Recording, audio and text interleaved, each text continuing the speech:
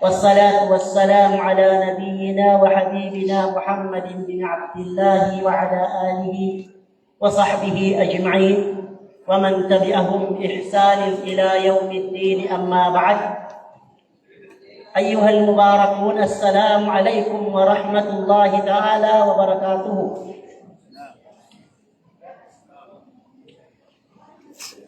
Una-una ay ang pasasalamat sa kay Allah subhanahu wa ta'ala dahil ipinagkaloob niya sa atin na magkaroon ng ganitong event sa gabing ito na wala tayong nais maliban sa upang ipalaganap, upang tuklasin at unawain ang mga iilan sa mga alituntunin ng Islam, especially sa pagdating ng buwan na ito na napakadalisay at napakahalaga na buwan. Ito ay ang buwan ng Ramadan. Marami na tayong naririnig mula sa mga ating mga ulama na nagbibigay aral sa Islam tungkol sa kung gaano ba ito kahalaga. Dahil doon,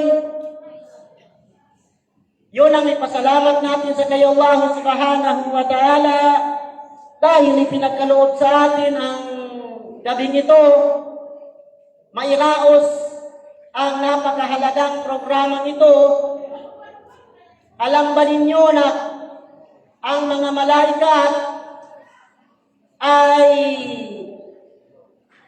nabanggit sa hadis ng Propeta Muhammad sallallahu alaihi wasallam, inna lillahi malaikatun sayyahin, na ang ibig sabihin mayroon daw ang Allah ay mayroon siyang mga anghel na lumilipot sa impapawid, at ang misyon ng mga anghel na ito ay upang maghanap ng mga taong nagtitipon dahil sa pag-unawa, dahil sa pagtutuklas, pag-aaral, pagmumuni-muni sa alituntunin ng Islam.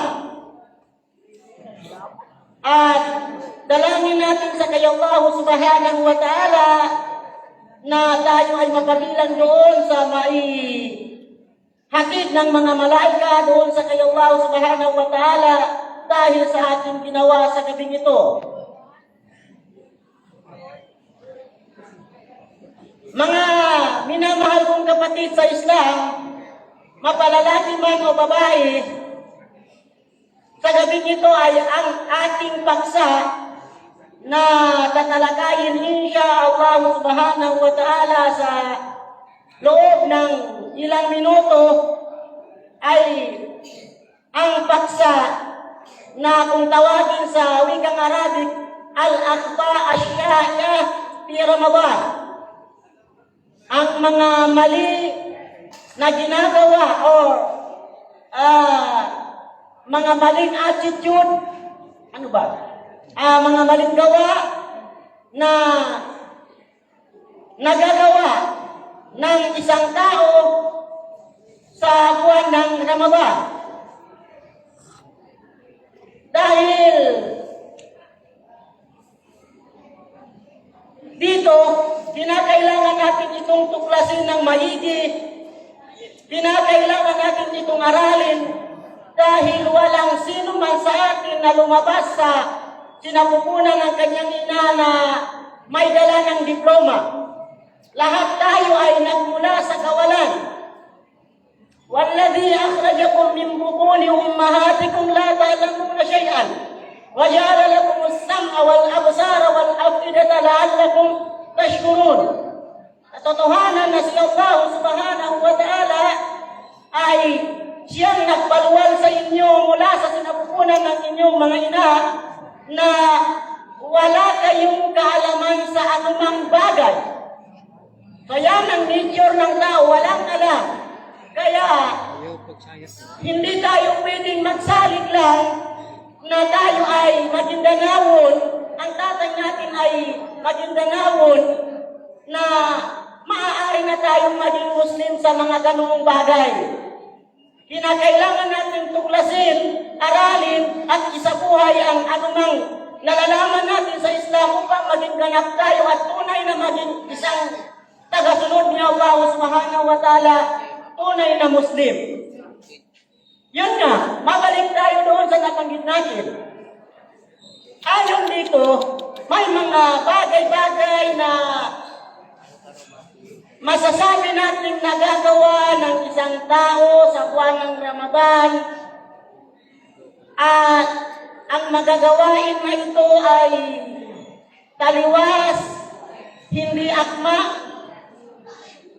sa kautusan ng Islam. Kaya natin ito babanggitin sa kadahilanan, nais natin magbigay babala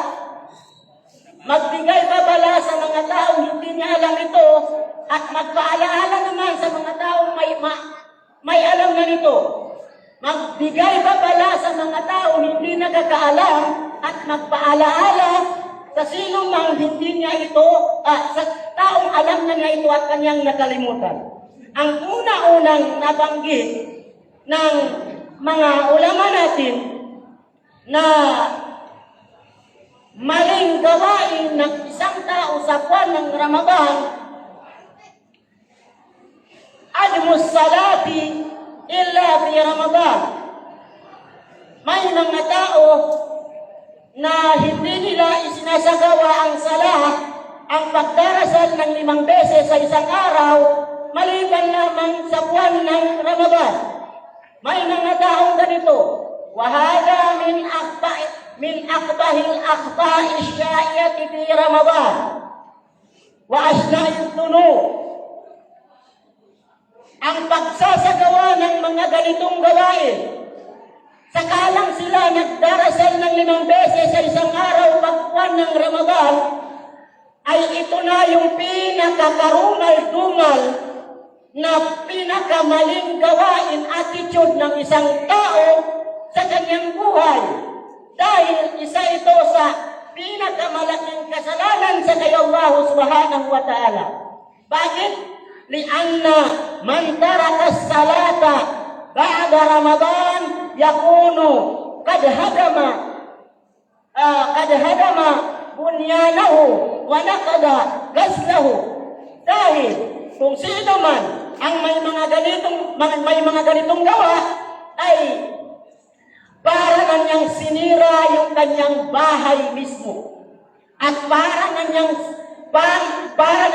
sinira yung kanyang mga ginawang mabubuti sa buwan ng Ramadan. Sinabi ni Allah subhanahu wa ta'ala sa surat An-Nahl, aya 92, sinabi ni Allah subhanahu wa ta'ala, وَلَا تَكُونُوا كَالَّذِينَ نَقَضَتْ غَزْلَهَا مِنْ بَعْدِ قُوَّةٍ أَنْكَاثًا. Sabi dito, sa pinakamalapit na kahulugan sa wikang Tagalog, sabi ni Allah, huwag na huwag ninyong ihalin tulad ang inyong mga sarili sa isang babae. May isang babae doon sa Makkah na ang kanyang ginagawa, isa siyang manglalaki, isa siyang mananahi. Ang babae nito isang magaling na mananahi. Pagkatapos niyang tahiin yung kanyang ginawa, ay kanya itong sinisira. So anong nakukuha niya doon? Pagod. May babae sa Makkah na ganito yung kanyang ugali. Sinisira niya yung kanyang nagawa na. Pagkatapos ng mahigpit niyang pagkakatali, pagkatapos ng mahigpit niyang pagkakagawa, solidong magkakagawa sa kanyang tinahi, ay kanyang sisirain, kanyang pupunitin. Kaya sabi ni Allah subhanahu wa ta'ala, isinalin tulad ni Allah subhanahu wa ta'ala, yaong mga taong mahigpit ang kanilang mga gawain mabuti sa buwan ng Ramadan, at iniiwan na nila ito sa mga ibang buwan, especially ang pagsasagawa ng sala. Sabi ni Allah subhanahu wa ta'ala, وَلَا تَكُونُوا كَالَّذِينَ نَقَضَتْ غَزْلَهَا مِنْ بَعْدِ قُوَّةٍ أَنْكَاثًا. Huwag na huwag ninyong tularan, huwag niyong ihalin tulad ang inyong mga sarili sa isang babaeng mananahi na kapag natapos na niya ng maigi yung kanyang tinatahi ay kanyang sinisira. At ayon pa sa hadis ng Propeta Muhammad sallallahu alaihi wasallam, "Baina ar-rajuli wa baina asy-syirki wal kufri tarikus salah." Wal hadis rawahu Muslim. At ang pinakamalapit na kahulugan nito sa wikang Tagalog, sabi ni Propeta Muhammad sallallahu alaihi wasallam, ang namamagitan sa isang tao at ang namamagitan sa isang pagtatambal at namamagitan sa isang pagsuway sa kay Allah subhanahu wa ta'ala, ang kufur, ang pagitan ng isang taong Muslim at ang kufur, pagsuway sa kay Allah subhanahu wa ta'ala at ang pagtatambal, tarikus salah, ay yaong mga taong nag-iiwan ng salah. Sa kapaliwanagan ng hadis na ito, para mas maintindihan natin ng maigi, kapag pinatayo mo ang isang tao na mananampalataya, Muslim, at pinatayo mo rin ang isang taong musyrik, gumagawa ng pagtatambal sa kanyang ibada, at pinatayo mo rin yung isang kafir, isang hindi mananampalataya kay Allah subhanahu wa ta'ala. May pagkakaiba ba sila? Maaaring wala. Nagkakaiba lang sila sa pag-iwan ng sala. Kapag sino doon sa tatlo na yun ang umiiwan ng sala, yun yung kafir at yun yung musyrik. Yan yung mas madaling pagkaunawa sa hadis na ito. Kaya, isa ito sa mga pinaka-obligadong gawa ng isang taong Muslim ay ang pagdadaguyod, pagsasagawa ng sala sa kanyang buhay. Pagsasagawa ng sala sa kanyang buhay. At sinabi pa ng Propeta Muhammad sallallahu alaihi wasallam sa hadis na naiulat ni Imam Tirmidhi at Imam Nasai at si Ibn Majah, sabi ni Propeta sallallahu alaihi wasallam, "Al-ahdu alladhi bainana wa bainahum as-salah, faman tarakaha faqad kafara." Ang agreement namin, sabi ni Propeta Muhammad sallallahu alaihi wasallam, kami na nananampalataya at yaong mga tao hindi na nananampalataya, ang pagitan doon ay ang sala. So, ito yung pagitan.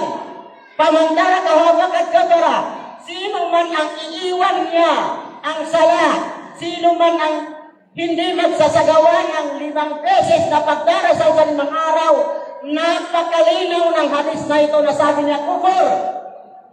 Isa siyang suwail, isa siyang taong kufur, isa siyang taong hindi mananampalataya sa kay Allah subhanahu wa ta'ala.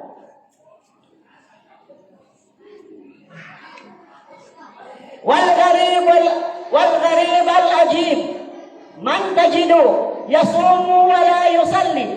At ang isa pang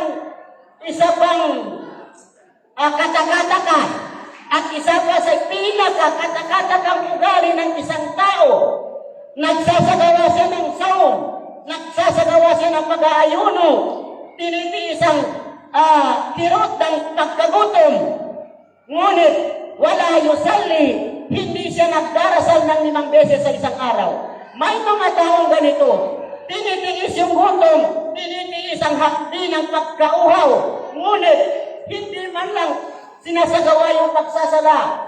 Painna man lam yusalli la sawma lahu. At ayon dito sa may-ari ng kitab na ito, sabi niya, painna man lam yusalli la sawma lahu. At sino man ang tao na hindi magsasagawa ng dasal na 5 beses sa isang araw, hindi na ito ginagawa, la sawma lahu, walang saysay ang kanyang pag-aayuno. Li'annahu kafirun, dahil siya ay isang kafir. Kama marra fil hadis, tulad ng nabanggit sa hadis kanina. At nabanggit pa dito sa hadis na ito na kabilang din sa mga maling gawain sa Ramadan. Maling gawain ng tao sa Ramadan. As-salatu faqat fi Ramadan, ay yung pag-aayuno lamang sa buwan ng pagdarasal lamang sa buwan ng Ramadan. Pagdarasal lamang sa buwan ng Ramadan. Sunod. So yun yung una. Yun yung unang maling gawain natin para hindi tayo mawala sa ating topic. Ulitin ko yung una, may mga tao na sakalang silang masigasig sa pagsasagawa ng sala kapag buwan ng Ramadan. Pag nag-end na yung Ramadan, para silang nauubos na kandila na walang iniwang ibada. Walang itinirang ibada dahil lumubog na yung Ramadan, lumubog na rin yung mga ibada nila. Especially yung sala. Ang pangalawa, na maling attitude, maling ugali ng isang tao sa buwan ng Ramadan, min al-aqta asya'iya fi Ramadan, al-ghaflatu an ahdabi siyam, fa inna as-sawma ghayatun.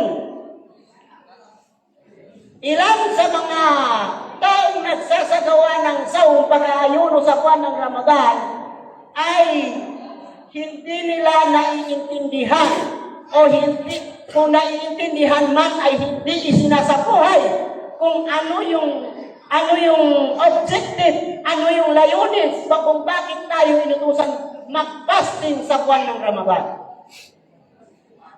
May mga taong ganito, hindi nila naiintindihan, hindi nila nauunawahan kung bakit ba iniutos ni Allah subhanahu wa ta'ala ang pag-aayuno sa buwan ng Ramadan, ang pagtigil ng pagkain, pag-inom, at paggamit ng may asawa sa kanyang asawa sa umaga sa buwan ng Ramadan hanggang sa paglubog ng araw. Ang akala nila, ganun-ganun lang yun. Yung iba pa, sabi nila mahirap. Napakalaki at napakahalaga ang mensaheng na ihahatid ng ganitong napakadakilang kautusan. Sabi ni Allah subhanahu wa ta'ala na nabanggit sa surat al-Baqarah, kutiba alaykumus siyamu kama kutiba alal ladina min qablikum la'allakum tattaqun. Ang kahulugan ng ayat na ito, inobligado sa inyo na gawin ninyo ang pag-aayuno. Sabi ni Allah, katulad ng pag-obliga ng mga taong nauna pa sa inyo. Ito na nangahulugan na hindi lang tayo yung unang nagsagawa ng pag-aayuno. Bagkus pati yung mga unang propeta at kanilang mga tagasunod ay inutusan din ni Allah subhanahu wa ta'ala na mag-ayuno. Sa kadahilan ng ano ang purpose, ano ang motibo, ano ang layunin? La'allakum tattaqun. Dahil ito ang pinakamahalaga na ihahatid ng pag-aayuno sa buwan ng Ramadan, la'allakum tattaqun, nang sa gayon ay magkaroon kayo ng takot sa kayo Allah subhanahu wa ta'ala. Marunong kayong mangilag sa kasalanan. Dahil kabilang sa mana o kahulugan ng takwa ay pangingilag sa kasalanan. Magkaroon kayo ng takot sa kayo Allah at matuto kayong mangilag sa pagkakasala. Ayon sa kay Abdul Rahman Ibn Nasir Sa'di, isa sa mga scholar na pinaka magaling magbigay ng meaning ng Quran, sabi niya, isa sa pinaka-epektibong paraan upang magkaroon tayo ng takot sa kay Allah subhanahu wa ta'ala at upang matuto tayong mangilag sa pagkakasala ay yung pagsasagawa ng siyam. Sa paanong paraan? Ganito. Tayo, inutusan tayo ni Allah subhanahu wa ta'ala na magkain. Normal sa atin ang kumain. Normal sa atin ang uminom. Normal sa atin na yung may asawa, gamitin niya yung kanyang asawa. Ngunit, sa buwan ng Ramadan, pag sikat ng Fajr hanggang sa paglubog ng araw, bilang mukallaf, pinagbawal sa iyo ito. So ano ang nakukuha dito? Ito ay aslan, ang originality nito ay pwede mong gawin. Pero nung dumating yung buwan ng Ramadan, ipinagbawal sa iyo. Yung gati ng halal sa iyo. Bakit? Dahil napakahalaga ito na katuruan sa atin na yung dating halal sa atin ay pinawalan tayong gawin, mas lalong-lalo na bawal natin gawin yung mga bagay na dati nang pinagbawal sa atin kahit hindi Ramadan. Ganon ang mensahe nun na sinabi niya, "La'allakum tattaqun." Isa sa pinaka-mainam na matuto tayong mangilag sa pagkakasala yung pagpapasting, pag-aayuno sa buwan ng Ramadan. Dahil yung pagkain at pag-inom, gawain natin yan upang tayong nabuhay. Pero, ipinagbawal sa atin yung sa buwan ng Ramadan, nang sa ganun ay matuto tayong umiwas sa mga bagay na dati nang ipinagbawal sa atin ng Allah subhanahu wa ta'ala. Kaya kung sino man ang tao na hindi niya iiwasan yung mga bagay na ganito, ay hindi gano'n ang intention ni Allah subhanahu wa ta'ala sa kanyang pag-aayuno. Sabi sa hadis ni Propeta Muhammad sallallahu alaihi wasallam na naiulat ni Imam al-Bukhari, "Man lam yada qawla az-zur wal amala bihi falaysa lillahi hajatun fi an yada ta'amahu wa syarabahu." Sino man ang mga taong hindi niya mapipigilan ang pagsasalita ng mga karumal-dumal na salita, mga bastos na salita, mga hindi kaaya-ayang salita, wal amala bihi, at magsasagawa, magliliyab ng lagim, magsasagawa ng masasamang gawain, at siya ay nag-aayuno, falaysa lillahi hajatun fi an yada'a ta'amahu wa syarabahu. At ang ibinigay ng mga ulamang kahulugan dito ay laysa bi iradatillahi fi an yada'a ta'amahu wa syarabahu tarku ta'am wa syarab. Wa inna ma iradatullah tarkul munkarat. Ibig sabihin, hindi ganoon yung layunin ng Allah. Hindi ang layunin ng Allah sa pag-aayuno natin ay upang pigilan lang natin yung pagkain at pag-inom na dati nang halal sa atin. Dahil ang talagang motibo doon, ang talagang intention doon ay upang maiwasan natin yung mga bagay na bawal natin gawin sa hindi Ramadan at lalong-lalo na sa buwan ng Ramadan. Kaya mga kapatid sa Islam, mga minamahal kong mga Muslim, sino man sa atin ang hindi nagiging hadlang sa kanya yung pag-aayuno niya sa buwan ng Ramadan, kung sino man sa atin ang hindi naging hadlang sa kanyang sarili yung pag-aayuno niya sa buwan ng Ramadan, dahil patuloy pa rin siya sa kanyang ginagawang kasamaan, patuloy pa rin siya sa kanyang pananalitang masama, ibig sabihin ay hindi nakapagdulot ng mabuti yung kanyang pag-aayuno. Wala siyang matatanggap na gantimpala kay Allah subhanahu wa ta'ala. Ayon sa hadis ng Propeta sallallahu alaihi wasallam, dahil ang pag-aayuno, ang tunay na nag-aayuno sa buwan ng Ramadan ay napipigilan niya ang kanyang mga sarili sa lahat ng mga masamang gawain.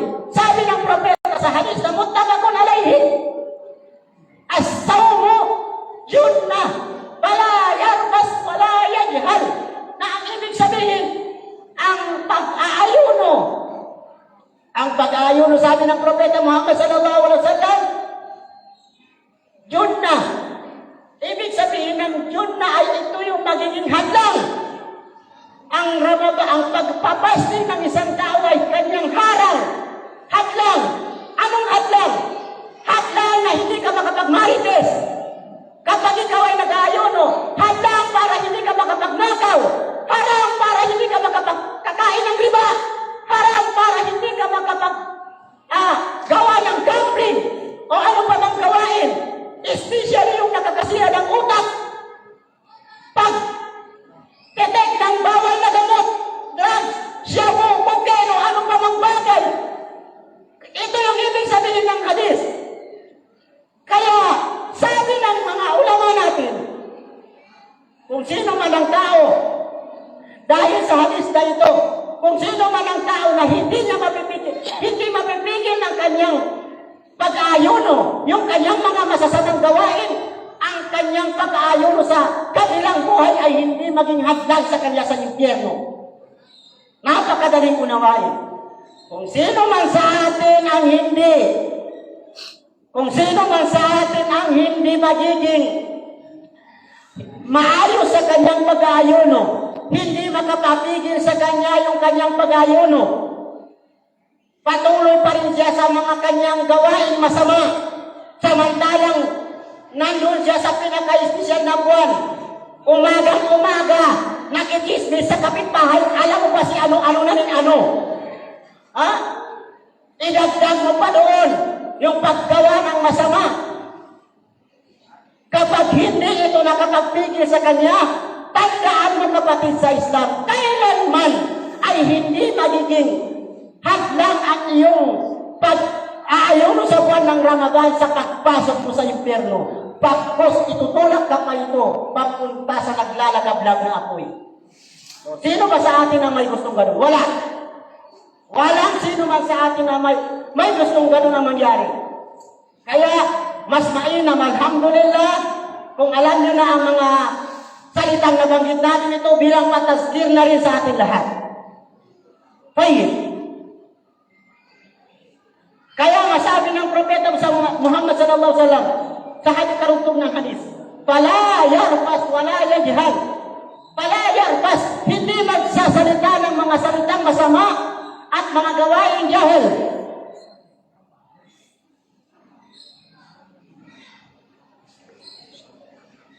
Mga kapatid, kabilang sa mga bagay na kapag tunay tayong nag-aayuno, ito rin ang batayan. Ito rin ang batayan ng taong tunay at taos-puso sa kanyang puso yung pag-aayuno. Yung mga taong napipigilan niya ang kanyang sarili sa mga muharramat tulad ng dol, ang pagsasagawa ng masama, wal-udwan, at pagiging ano ba ito? Udwan. Pagkikipag-away, wal-hisad, at pagiging mainggitin, wal-hasad, wal-ghiba, wal-namima, wabagaatul lisan. Kapag ang tao ay ang kanyang ugali, iniiwasan yung pananalita ng masama, ghiba, paglibat, wal-namima, yung pagmamarites, ano man ang marinig, initransfer sa kapitbahay. Wabazarat lisan, so ibig sabihin kapag sa buwan ng Ramadan, iniiwasan niya ito, palatandaan lang yun na ang kanyang pag-aayuno ay nasa tama, pinapangalagaan niya yung kanyang sarili. Kabilang sa kinakailangan natin intindihin sa buwan ng Ramadan, para maging maayos ito sa ating sarili at maging kondisyon tayo sa pagsasagawa nito ay ang nabanggit ng propeta Muhammad sallallahu alaihi wasallam sa hadithul qudsi na si Allah mismo ang nagsasalita na sabi niya, "As-siyamu li wa ana ajzi bihi." Isa puso natin, hindi lang ito tinutuklas tayo, napakaraming beses na natin itong narinig. Ang tanong ngayon kung hanggang saan ba natin ito isinasapuso. Kapatid ko sa pananampalatayang Islam, ang intention mo ba sa pag-aayuno mo, yung kaninang umaga hanggang sa pag-iftar mo kanina, ayon ba dito sa nabanggit na sabi niya, ilan sa mga mabubuti at kailangan natin isapuso at isabuhay, yung pag-aayuno natin ay gusto nating makamtan yung napakalaki at napakahalagang gantimpala na inihahatid ni Allah subhanahu wa ta'ala, ibinibigay ni Allah subhanahu wa ta'ala sa mga tao na taayon. Baik. Kabilang sa mga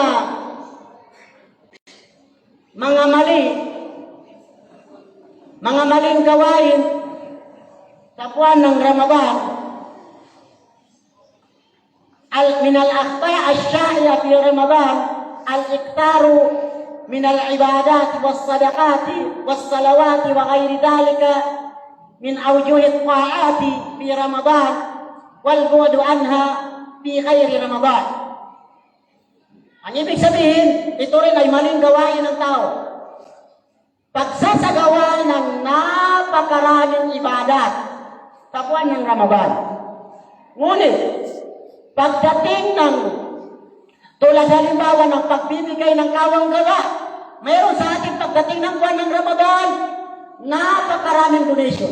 Wassalawat, pagsasala, napakailan sa atin kapag pagdating ng buwan ng Ramadan, napakarami sa atin ang gumagawa ng sala, tarawih, tahajjud at mga sunnah ratiba at ilang pang mga taat.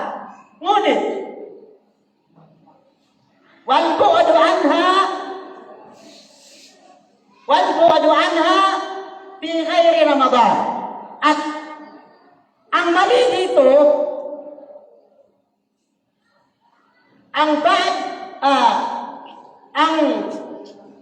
ang mali dito, yung kapag datapos sa yung buwan ng Ramadan ay iniiwasan na ito. Tinitigilan na yung pagkawang gawa.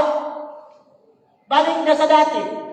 Ang sabi nito, فَإِنَّ إِلَهَ الشُّهُورِ وَاحِدٌ وَقَدْ أَمَرَ النَّاسَ بِعِبَادَتِهِ دَوَامًا. Alalahanin natin ang Panginoon ng lahat ng buwan ay isa lamang. Sino ba ang Panginoon ng Shawwal? Ang Allah lamang. Rabiul Awwal, ganun din ang Allah. Ramadan, ganun din. Hindi ito pa iba-iba. Hindi tulad sa Pilipinas na iba yung presidente noon kasi Duterte, sunod naman si Marcos, hindi natin alam sa sunod kung sino na. Ang ilah, ang Panginoon ng bawat buwan ay nag-iisa lamang. Ang tanong, bakit doon lang tayo sa isang buwan na gumagawa ng mabuti? Ipagbalaki natin tama rin yun. Pero halimbawa kung doon ka namatay sa buwan na hindi na Ramadan, hindi na ka na nagsasala, wala namang assurance na doon ka lang mamatay sa buwan ng Ramadan. So hindi ba tayo matatakot sa ganito mga kapatid? Sabi ni Allah subhanahu wa ta'ala, Ya ayyuhan nas, ubudu rabbakum alladhi khalaqakum min qablikum. Khalaqakum walladhina min qablikum la'allakum tattaqun. O kayo na mga tao, sambahin ninyo ang inyong Panginoon na siyang tagapaglikha sa inyo. Siyang lumikha sa inyo at lumikha pa sa mga nauna sa inyo. Upang kayo ay magkaroon ng takot sa kayo Allah subhanahu wa ta'ala. Ang pagsasagawa ng ibada ay hindi lang sa buwan ng Ramadan. Sinabi ni Allah subhanahu wa ta'ala ala lisan Isa alayhi salam, wa awsani bis salati waz zakati ma dumtu hayyan. Suratul Maryam. Ipinag-utos sa akin, sabi ni Isa alayhi salam, ang pagsasagawa ng salah. Ipinag-utos sa akin, sabi ni Allah, sabi ni Isa alayhi salam, ipinag-utos sa akin ni Allah ang pagsasagawa ng salah at ang zakah malong buhaya hanggat ako ay nabubuhay. So, wag natin gawin aktibo lang tayo sa buwan ng Ramadan dahil maling attitude yun. Sabi pa ng Allah subhanahu wa ta'ala sa surat Al-Hijr, wa'bud rabbaka hatta ya'tiyaka al-yaqin. Sumampalataya ka sa iyong Panginoon hanggat ikaw ay nabubuhay pa. Sumampalataya ka sa iyong Panginoon, sa iyong Allah. Sambahin mo si Allah hanggang nabubuhay ka pa. Hatta ya'tiyaka al-yaqin. Hatta ya'tiyaka al-yaqin. So walang retirement. Kung isipin natin ang ayat na ito, walang excuse. Sambahin natin si Allah hanggang tayo ay nabubuhay. Maliban lamang kung ikaw ay nag-aabaw buhay na. Ayon sa ilang mga salaf, mga naunang salinlahi na mga mabubuti, sabi nila, bi'sal qawm la ya'rifuna Allah illa fi Ramadan. Napakasamang tao, napakasama ng ugali ng tao, hindi niya kinikilala si Allah maliban lamang sa buwan ng Ramadan. Ito yung pinakamasagwa ugali ng isang tao. Sa lamang niya nakikilala si Allah subhanahu wa ta'ala pagdating ng buwan ng Ramadan. Tulad nga lang nabanggit ko sa inyo kanina. Bakit? May insurance ba tayo? Mayroon ba tayong panindigan na sa buwan ng Ramadan na susunod ay aabutan pa natin? Paano kung hindi? Ang pinakamainam na advice ng ating propeta Muhammad sallallahu alaihi wasallam, sabi niya, ahabbul a'mali ila Allahi adwamuha wa in qalla. Ang pinakakinagigiliwan na gawain ng alipin ni Allah, ang pinakakinagigiliwan na gawain ng mga alipin ni Allah sa Kanya mismo, ibig sabihin ito yung pinagigiliwan ni Allah na mga gawain mabubuti. Adwamuha wa in qalla. Yung permanente mong ginagawa, always isinasagawa, kahit ito'y kakarampot lamang, kahit ito'y kakaunti lamang, hindi basihan ang dami. Ano naman kung marami masyado, ngunit paglipas sa isang buwan, wala na? Anong halaga ng 1 million? Ngunit doon ka na lang sa 10 piso, ngunit araw-araw. Kaya mga kapatid sa pananampalatayang Islam, sana itong mga nabanggit natin na mga mali na nagagawa sa buwan ng Ramadan ay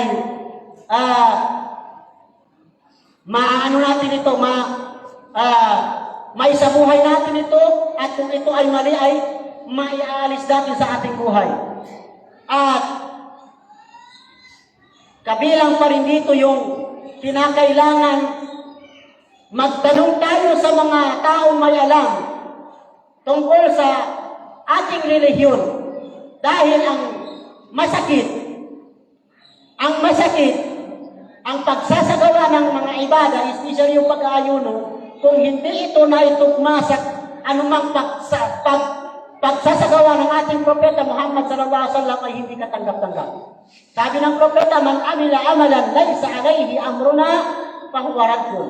Sino mang gagawa ng mga gawaing Islamikong gawa na hindi akma, hindi tugma sa aming pagsasagawa, sabi ni propeta, ay ibinabalik ito sa kanya at hindi ginagantipalaan. Hindi ito ginagantipalaan. Dahil doon, mga kapatid sa Islam, mas mainam na tuklasin natin ang ating relihiyon. Huwag tayong magiging kampante kung ano man na meron tayong kaalaman ngayon. Alhamdulillah, dito sa General Santos, halos before pa dumating yung Ramadan, tuloy-tuloy na yung mga Islamic Symposium sa iba't ibang lugar ng General Santos. Isa ito sa may pasasalamat natin sa kay Allah subhanahu wa ta'ala. Dito lang ng mga lumipas na mga panahon, kapag dumarating ang buwan ng Ramadan, ang sasagawa ng mga tao ay pagpapasagawa sila ng Ramadan League. So alhamdulillah, sa panahon natin ngayon ay naiba na. Ito na siguro yung mga isa sa may pasalamat natin sa kay Allah subhanahu wa ta'ala. At nagpapasalamat din ako sa kay Allah subhanahu wa ta'ala dahil napabilang ako sa mga tao na naimbitahan sa gabing ito, na sana ay mapabilang ito sa mga kabutihan na gawa natin sa buwan ng Ramadan. Pinihili ko kayo sa Allah subhanahu wa ta'ala ng sino man ang may mga sakripisyo upang mairaos ang pagtitipon na ito ay gantimpalaan ni Allah subhanahu wa ta'ala. Naway malaman natin ang katuruan ng Islam at tautikan tayo ni Allah kung paano ito isagawa at isabuhay, at matuklasan natin yung mga maling gawain, at turuan tayo at tautikan tayo ni Allah subhanahu wa ta'ala kung paano ito iwasan, talikuran, at panghuli. Wa sallallahu ala nabiyyina Muhammad wa ala alihi wa sahbihi ajma'in. Wassalamu alaikum warahmatullahi ta'ala wabarakatuh.